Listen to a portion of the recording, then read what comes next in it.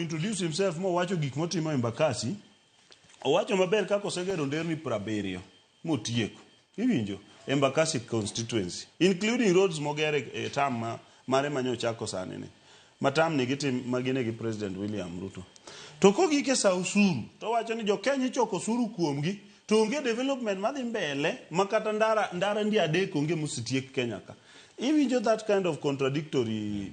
In the same show, ochako kowacho ni en wuon kaka mbunge ma Embakasi East osegero nderni 90 kendo celebrate kako tiyo ne jo Embakasi East.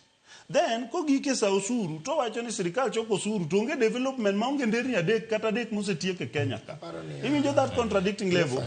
Kelie e wacho niya wadwaro bat mondo kende yudo time moloya okiweya wache weche moko minya yudo gimi respond nikech adwa wacho niya donga sechako an pod abedo mane article 209 then osuru mineno mopogore gi nyiso niya sirikal mondo chiw services. An ok adwa wacho ni mondo ka osuru mang'eny kuom ji, no, but adwa wacho ni mondo mi sirikal ochiw services. The bottom line en ni budget marwa nyaka bed implemented to budget wanyalo mana timo kwa yudo pesa.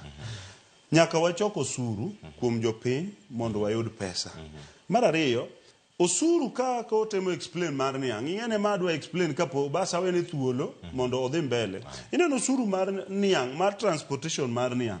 Owadwa kata ina kiani andhiwa kati ya kanye which part of the Luo Nyanza. But ki andhiwa, adwa miya jowa example. Ki wuok road, ki dhindhiwa town. Kapo kichope junction mitero go Niang sukari industry. Ndara no eno kethore sate. Makara sani no bedo recapited to kendo sechako bedo gi potholes. To nikech the load mar loche mag Nianka. If government, no, fuel levy is overall for all vehicles. Manyaka lightweight gi low weight. Koro king'iyo the amount mar Niang, mar load mar Niangcha. Despite wabedo gi all these forms of taxes, it was maybe an informed opinion mondo minegi increase something small on that. But koro ka government no sebedo brief ni gini will have effect on the people no sebedo drop. Takiana ngomi podwa discuss gik mo sebedo drop.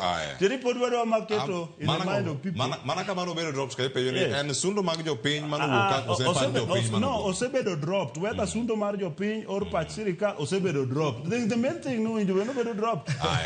Why do you sirikal kaka Keno wacho sirikal tije en kelo services ne jopiny kata ng'iya ne kaka jopiny nyalo dak e yo makare, lakini tij sirikal maduong' en ni neno ni japiny odak e ngima ma konye okonyore ma okohinyre to an extent monyalo kata tho kata weyo kata donjo e laini moko ma ok oluwore gi sheria.